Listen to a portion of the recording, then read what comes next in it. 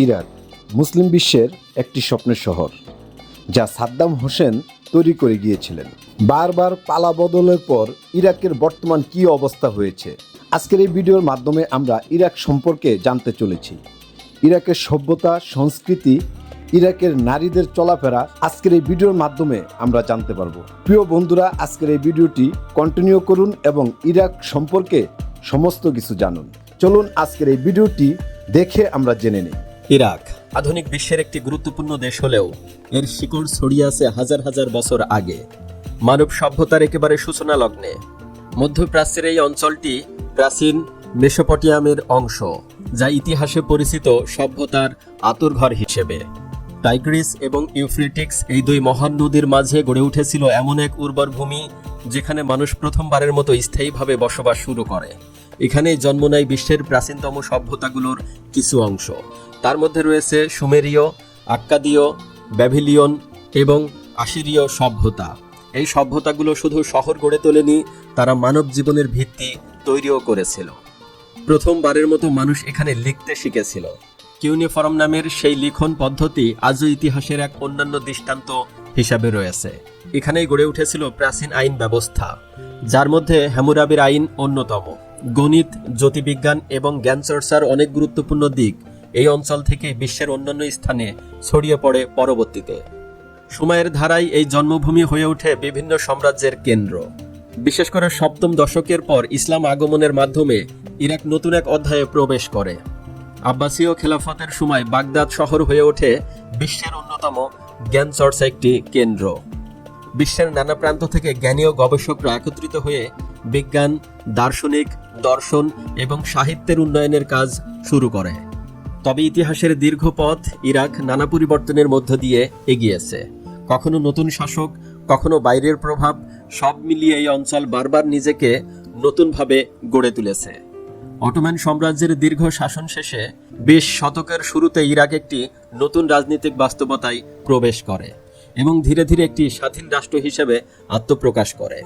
স্বাধীনতার পর দেশটি নানা চ্যালেঞ্জের মুখোমুখি হয়েছে, যা এর সামাজিক এবং অর্থনৈতিক কাঠামোকে প্রভাবিত করেছে।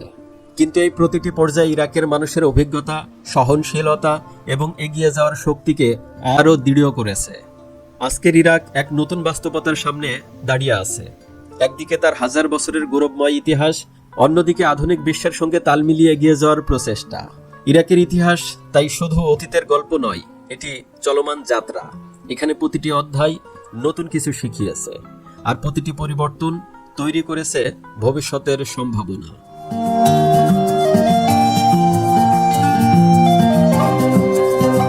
ইরাকের আধুনিক ইতিহাসের সবচেয়ে আলোচিত এবং বিতর্কিত নামগুলোর মধ্যে অন্যতম সাদ্দাম হোসেন।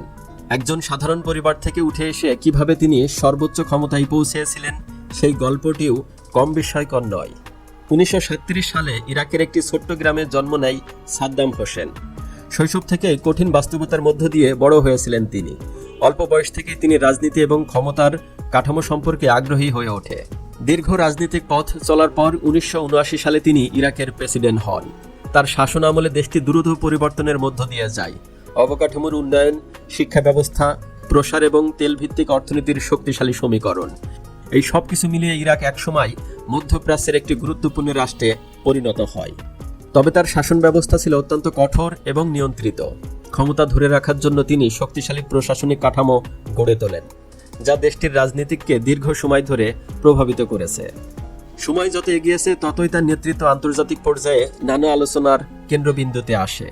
অভ্যন্তরীণ এবং বৈদেশিক নানা ঘটনার কারণে তার শাসনকাল জটিল এবং বহুমাত্রিক রূপ নেয়, আর ধীরে ধীরে শুরু হয় তার বিরুদ্ধে তখন থেকেই চক্রান্ত। 2003 সালের পর তার রাজনৈতিক অধ্যায়ের সমাপ্তি ঘটে এবং এর মাধ্যমে ইরাক একটি নতুন অধ্যায়ে প্রবেশ করে। সাদ্দাম হোসেনের গল্প তাই শুধু একজন নেতার গল্প নয়, এটি ক্ষমতা, পরিবর্তন এবং ইতিহাসের এক গুরুত্বপূর্ণ অধ্যায়, যা আজও ইরাককে বুঝতে হলে তা জানা জরুরি। তবে সাদ্দাম হোসেনকে হারিয়ে ইরাক যে কি হারিয়েছে, বর্তমানে ইরাকের জনগণ ধীরে ধীরে তা বুঝতে শুরু করেছে। ইরাকের ভৌগোলিক অবস্থানও অত্যন্ত গুরুত্বপূর্ণ। ইরাক মধ্যপ্রাচ্যের একটি দেশ, যার উত্তরে রয়েছে তুরস্ক, পূর্বে রয়েছে ইরান, পশ্চিমে সিরিয়া ও জর্ডান এবং দক্ষিণে সৌদি আরব ও কুয়েত অবস্থিত। দেশের ভৌগোলিক বৈশিষ্ট্যের মধ্যে রয়েছে টাইগ্রিস এবং ইউফ্রেটিক্স নদী ঘেরা উর্বর সমভূমি, পাশাপাশি বিস্তৃত মরুভূমি অঞ্চল। ধর্মীয়ভাবে ইরাকের অধিকাংশ মানুষ ইসলাম ধর্ম অনুসারী, যেখানে শিয়া এবং সুন্নি সম্প্রদায়ের মানুষ বেশি। এই দুটি প্রধান ধারা বিদ্যমান এই দেশে। এছাড়াও এখানে খ্রিস্টান, ইয়াজিদি এবং অন্যান্য সংখ্যালঘু ধর্মীয় সম্প্রদায়ের মানুষও বসবাস করে, যা দেশটিকে সাংস্কৃতিকভাবে বৈচিত্র্যময় করে তুলেছে।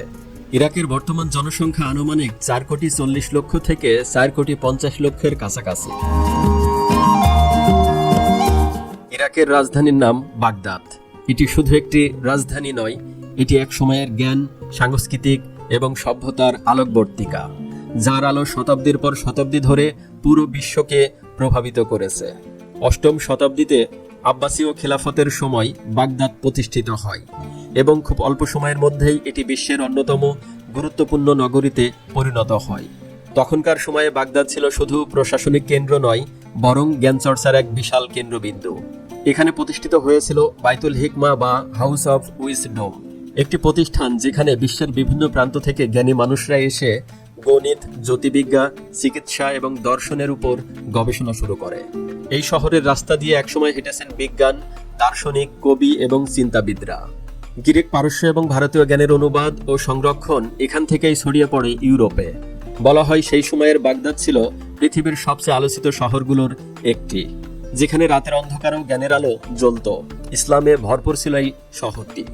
বাগদাদ শহর নিয়ে তৈরি হয়েছে সিনেমা, নাটক, আলিফ লায়লা, সিনবাদ সহ আরও বিখ্যাত অনেক কিছু। সময়ের সাথে সাথে বাগদাদ অনেক পরিবর্তনের মধ্য দিয়ে গেছে। বিভিন্ন রাজনৈতিক পরিবর্তন, সামাজিক রূপান্তর এবং বহিরাগত প্রভাব এই শহরকে নতুন নতুন রূপ দিয়েছে। তবে প্রতিটি পরিবর্তনের মধ্যেও বাগদাদ তার ঐতিহ্যকে ধরে রেখেছে, একটি শহর হিসেবে যেখানে অতীত এবং বর্তমান পাশাপাশি অবস্থানও করছেন। আজকের বাগদাদ একটি ব্যস্ত, প্রাণচাঞ্চল্যকর শহর। এখানে যেমন আধুনিক জীবনের ছোঁয়া লেগেছে, তেমনই পুরনো স্থাপত্য, সরু গলি এবং ঐতিহাসিক স্থানের উপস্থিতি এখনো সেই প্রাচীন সময়ের কথা মনে করিয়ে দেয়। টাইগ্রিস নদী এখনো শহরের মাঝ দিয়ে বয়ে চলে নীরবে কিন্তু দৃঢ়ভাবে, যেন এই শহরের সব গল্পের সাক্ষী হয়ে আজও অবস্থান করছেন এই শহরের ভিতরে। আরবি ভাষা এবং সাহিত্যের বিকাশে এই শহরের অবস্থান জনস্বীকার্য। এখানকার বাজারগুলো, যেখানে মশলার গন্ধ, মানুষের কোলাহল এবং রঙিন পণ্যের ভিড় একটি জীবন্ত অভিজ্ঞতা তৈরি করে। ধর্মীয়ভাবেও বাগদাদ একটি গুরুত্বপূর্ণ শহর। এখানে বহু মসজিদ, মাজার ও ঐতিহাসিক ধর্মীয় স্থাপনা রয়েছে, যা মানুষের বিশ্বাস এবং আধ্যাত্মিকতার সঙ্গে গভীরভাবে জড়িত। এই শহরে বিভিন্ন সম্প্রদায়ের মানুষ একসাথে বসবাস করে, যা এর সাংস্কৃতিক বৈচিত্র্যকে আরও সমৃদ্ধ করেছে। বাগদাদকে শুধু একটি শহর হিসেবে দেখলে ভুল হবে, এটি একটি অনুভূতি, একটি ইতিহাস যা কখনো পুরোপুরি হারিয়ে যায় না। এটি এমন একটি জায়গা যেখানে প্রতিটি রাস্তা, প্রতিটি ভবন এবং প্রতিটি নদীর ঢেউ যেন কোনো না কোনো এক গল্প বলে যায়। এই শহর আমাদের মনে করিয়ে দেয়, সময় বদলায়, মানুষ বদলায়, কিন্তু কিছু শহর আছে যা তাদের আত্মা কখনো বদলায় না। বাগদাদ ঠিক তেমন একটি শহর। ইসলাম এখানে সত্য এবং বাস্তবতার একটি ভিত্তি। এখানে আরও একটি সত্য রয়েছে, যার নাম উচ্চারণ করলেই একটি ইতিহাস এবং একটি গভীর আত্মিক সংযোগের কথা মনে পড়ে যায়। সেই শহরের নাম কারবালা। বাগদাদের কোলাহল থেকে পেছনে ফেলে দক্ষিণের দিকে এগুলে ধীরে ধীরে এক ভিন্ন পরিবেশ অনুভূত হয়। এখানে বাতাসে যেন এক ধরনের নীরবতা আছে, যা শুধুমাত্র একটি শহর নয়, বরং একটি শতাব্দী পেরিয়ে আসা এক স্মৃতির ভার বহন করে চলেছে। বিশ্বজুড়ে বিশেষভাবে পরিচিত একটি ঘটনা, যা 7ম শতাব্দীর এই ঘটনা শুধু ইতিহাসের একটি অধ্যায় নয়, একটি ন্যায়, ত্যাগ এবং সত্য মিথ্যার পার্থক্য করেছে এবং বিশ্বের গভীর প্রতীক হয়ে দাঁড়িয়ে আছে এই ঘটনাটি। এই ঘটনার কেন্দ্রে ছিলেন হুসাইন ইবনে আলী রাদিয়াল্লাহু তাআলা আনহু, যিনি আজও শত শত কোটি মানুষের হৃদয়ে সম্মান ও ভালোবাসার স্থান ধরে রেখেছে। মানব ইতিহাসের সৃষ্টি লগ্ন থেকে আজ দিন পর্যন্ত এমন বেদনাদায়ক ঘটনা ইতিহাসে আছে কিনা তা নজিরবিহীন, যেখানে নবী পরিবারের সকল সদস্যদেরকে একসাথে শাহাদাত বরণ করানো হয়েছিল। এই সেই বেদনাদায়ক ঘটনার স্থান কারবালা। এই শহরের সবচেয়ে গুরুত্বপূর্ণ স্থানগুলো হলো ইমাম হুসাইনের মাজার, যা শুধু একটি ধর্মীয় স্থাপনা নয়, বরং এক আবেগের কেন্দ্র। এখানে প্রতিদিন, প্রতি বছর বিশ্বের নানা প্রান্ত থেকে মানুষ আসে, শুধু দেখার জন্য নয়, অনুভব করার জন্য। বিশেষ করে আশুরার সময় কারবালা যেন এক বিশাল মানব সমুদ্রে পরিণত হয়, যেখানে মানুষ তাদের বিশ্বাস, শ্রদ্ধা এবং ভালোবাসা প্রকাশ করে। তবে কারবালা শুধু একটি ধর্মীয় শহর নয়, এটি এমন একটি জায়গা যেখানে মানুষের গল্প, ইতিহাসের গভীরতা এবং আধ্যাত্মিক অনুভূতি একসাথে মিশে রয়েছে। এখানকার রাস্তা, মসজিদ আর মানুষের মুখে যে শান্তির ছাপ দেখা যায় তা অন্য এক অভিজ্ঞতা তৈরি করে। আর এই শান্তি, বিশ্বাস এবং অনুভূতি এই সবের কেন্দ্রবিন্দুতে রয়েছে হুসাইন ইবনে আলী রাদিয়াল্লাহু তাআলা আনহু। কারবালাকে বুঝতে হলে শুধু চোখ দিয়ে দেখা যথেষ্ট নয়, এটিকে অনুভব করতে হয় হৃদয় দিয়ে। কারণ এই শহর কেবল একটি ভৌগোলিক স্থান নয়, এটি একটি প্রতীক। এখানে ত্যাগ, বিশ্বাস, সত্য মিথ্যার পার্থক্য এবং মানবিকতার এক চিরন্তর গল্প আজও জীবন্ত হয়ে আছে। ইরাকে বহু বাংলাদেশিরা বর্তমানে অবস্থান করছেন। তারা বিভিন্ন সময় কাজের সন্ধানে, জীবনের নতুন সম্ভাবনা খুঁজে নিতে বহু বাংলাদেশি পাড়ি জমিয়েছেন এই দেশটিতে। ইরাকে বসবাসরত বাংলাদেশিরা মূলত বিভিন্ন পেশায় যুক্ত। কেউ নির্মাণ কাজে, কেউ টেকনিশিয়ান কাজে, আবার কেউ ছোটখাটো ব্যবসা বা সেবা খাতে কাজ করছেন। তাদের দিন শুরু হয় অনেকটা বাংলাদেশের মতোই, পরিশ্রম, দায়িত্ব আর পরিবারের কথা ভেবে। ইরাকের নারীরা একদিকে যেমন ইতিহাসের ধারক, তেমনি অন্যদিকে পরিবর্তনেরও অংশ। বহু শতাব্দী ধরে পরিবার, সাংস্কৃতিক এবং সামাজিক কাঠামোর মধ্যে তাদের একটি গুরুত্বপূর্ণ ভূমিকা রয়ে গেছে। পরিবার কেন্দ্রিক এই সমাজের নারীরা শুধু মা, বোন বা স্ত্রী হিসেবেই নয়, বরং একটি পরিবারের মূল শক্তি হিসেবেও বিবেচিত। ইরাকের নারীদের জীবনে ধর্ম এবং সাংস্কৃতিক প্রভাবও গভীর। ইরাকের গল্প যদি একটি নদীর মতো হয়, তাহলে সেই নদীর এক গুরুত্বপূর্ণ স্রোত হলো এই নারীরা।